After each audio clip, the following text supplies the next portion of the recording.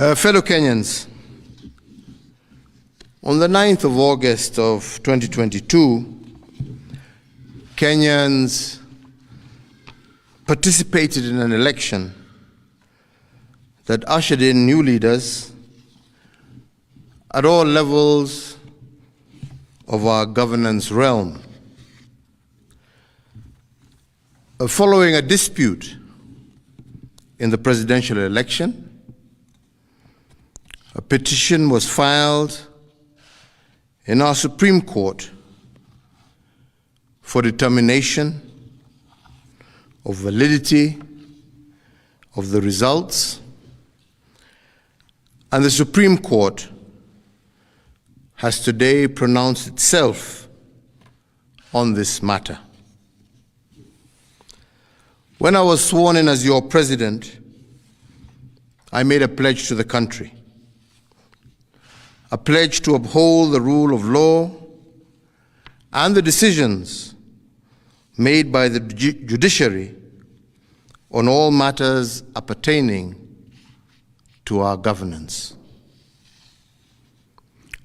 Today, the Supreme Court made a ruling on the presidential dispute, upholding the results announced by the Independent Electoral and Boundaries Commission on the 15th of August, 2022. And in keeping to the pledge that I made to uphold the rule of law when I took the oath of office, I commit to executing the orders of this court to the letter. The process of handing over is in progress through the Assumption of Office Committee, which actually has already begun its work as of August 10th, 2022. And indeed, it is my intention to oversee a smooth transition to the next administration, and all the necessary orders to facilitate this process have already been issued.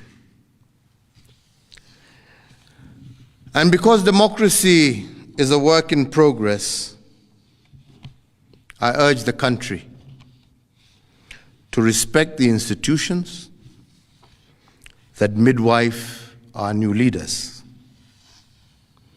And in doing so, I also urge citizens to constantly put them under scrutiny, for this is the civic duty of every single Kenyan.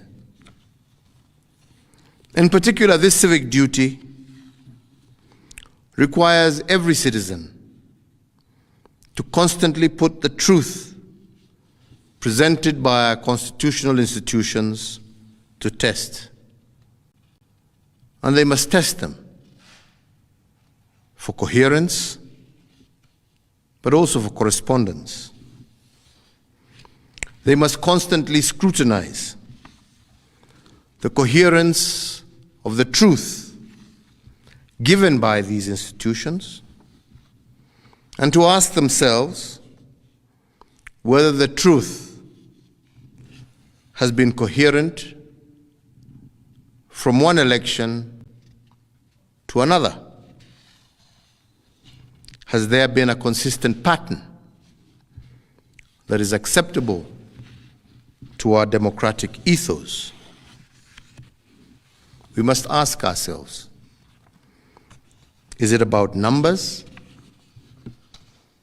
or is it about process?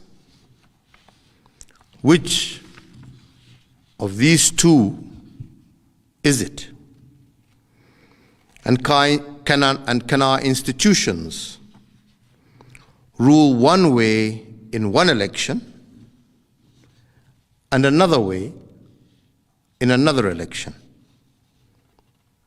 without scrutiny? I do invite you, Kenyans, to keep vigil, and indeed to hold all institutions to account. The second thing we must place under scrutiny is whether the truth given by institutions has correspondence. That is, do the truths given by our institutions correspond with what is observable by the citizen? True beliefs and true judgments must correspond to the actual state of affairs. But do our constitutional institutions meet this threshold? While we must appreciate these institutions, we must also hold them to account at every juncture. And their truth has to be consistent and coherent. This is the only way we will build our democracy. I want to take this opportunity to thank every single Kenyan for holding a peaceful election. And for this, I want to thank God, and I want to thank our political parties, but I also want to thank every single individual Kenyan for bringing us thus far. I want to wish well all who have won as they guide our country into the future.